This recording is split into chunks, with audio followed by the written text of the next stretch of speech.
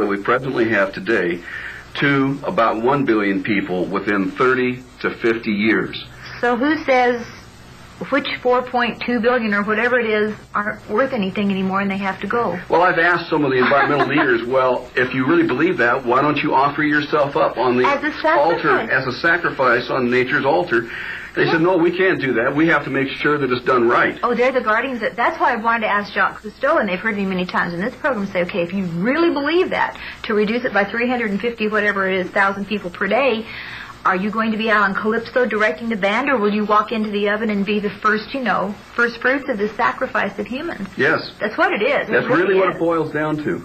And, of course, they don't consider that. They figure that they're the elite. They're the ones that have been chosen by the nature spirits, elves and fairies, to carry out this particular process. Now, I sound like I'm being facetious, but, folks, I'm really not. I've read this. I know this for a fact. That's right. Our people out there are they're educating themselves. They know that this is the truth.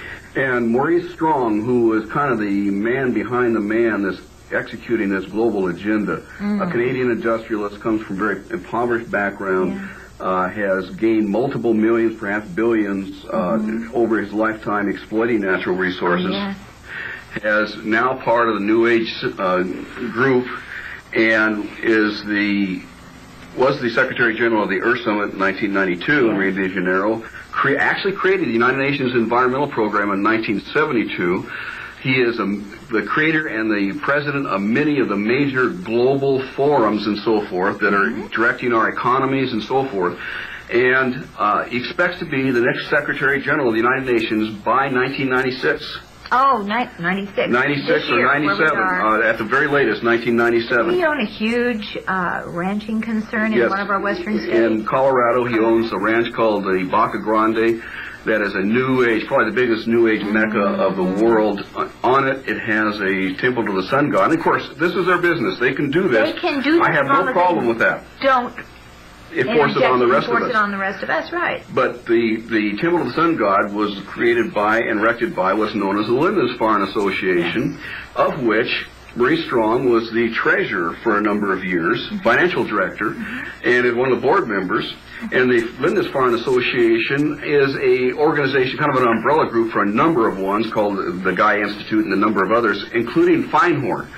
Now, Feinhorn, according to his publications that was published by the Lindisfarne Press, does in fact get its orders, its marching orders from the nature spirits and the elves and the fairies, according to their own literature. In their literature. Wow. So here you have a man that fully by the end of 1996 expects to become the next Secretary General to lead the world, and he is part of a group that gets his orders from the elves and the fairies. Oh my God. And that's what concerns me, is that we are just blindly walking into a type of socioeconomic structure that has no basis in reality whatsoever. No, absolutely not. And it's all the more we call for, my first quarter edition of the American Rights Coalition Digest explores many issues regarding the United Nations, and this is one of them, and why we should be rethinking our involvement at all with them. Yes, and I would strongly support that, because I don't have a problem with having a global forum. We need to talk to each other and so forth.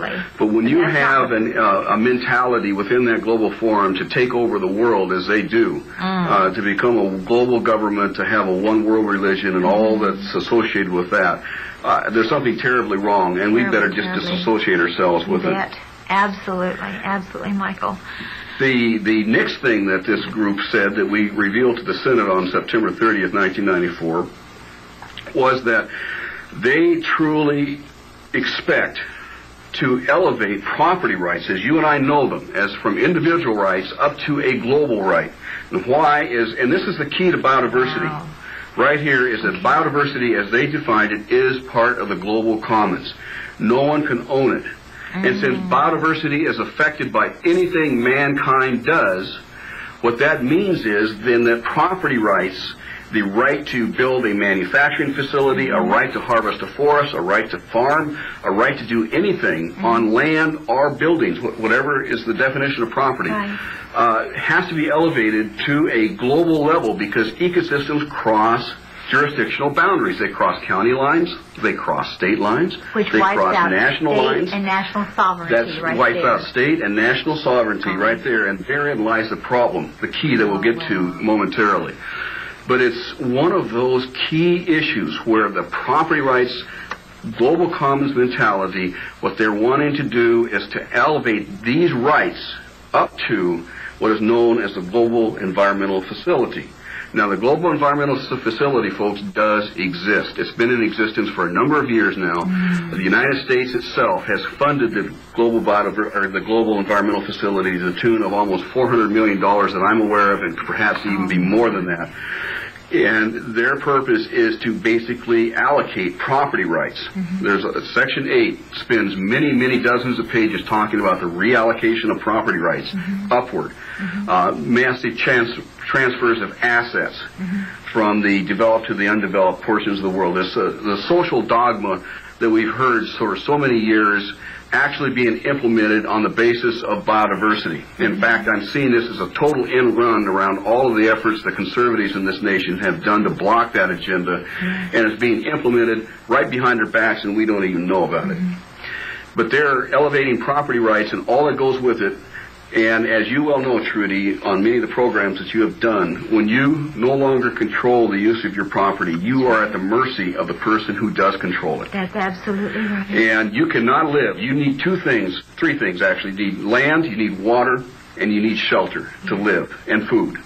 And land and water provides the food. If you don't have control over those, you're at the mercy of whoever does. And if you don't have land, you can't build a shelter for your family. That's right. And the old feudal system was based exactly on these kinds of principles in Europe, and that's why they were able to control the masses of the population so effectively, because all they had to do was to threaten them with the taking away of their land, or the land that their business was located on, or whatever the case is, and those people had no choice but to toe the line of whatever their master said. That's right. Even though there was supposed to be freedoms and so forth within the old feudal system, they were non-existent, because how can you ever fight someone who has control over your very life? That's right. There is no freedom there at all. There is none.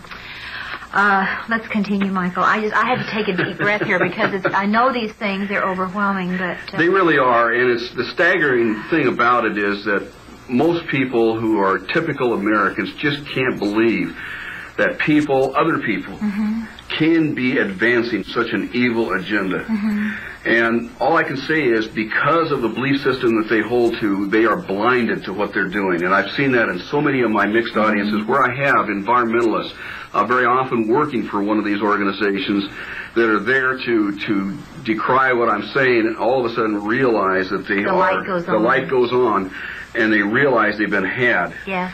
And we just need to keep pushing this truth, the light, as you call it. Absolutely. And hopefully more and more American citizens will begin to understand what is truly happening. Because the Americans that we talk to every week and that call me on the phone, we talk about their issues, one-on-one, they know something's wrong. Yes. And when they're presented with the truth, it clicks. Exactly. We're not putting any wild 1 and 1 makes 12. 1 and 1 here makes 2. That's exactly right. Presented with the truth, they recognize it. That's what's wrong. That's what's wrong. I understand. Okay. Now I'm beginning to understand, and I've seen that just in thousands of people over the last year beginning to catch on. Yes. What is really happening. They knew there was something wrong, like you described, but they just didn't know what. And when they realized that the control that is being exerted over property rights and the fact that our inalienable rights are being destroyed, they suddenly begin to understand what the truth and the real problem really is. Right. The next thing that they put in here is the fact that they do not like our economic system, because our gross talking about changing our tax structure to tax on a consumption tax basis all things that are socially undesirable, and putting green fees on issues like anything that uses fossil fuel, so that it makes it so expensive we can no longer use the things of fossil fuel. I'm beginning to see a little bit other of this light. I'm seeing how they're going to off humanity, making it impossible to live. Exactly.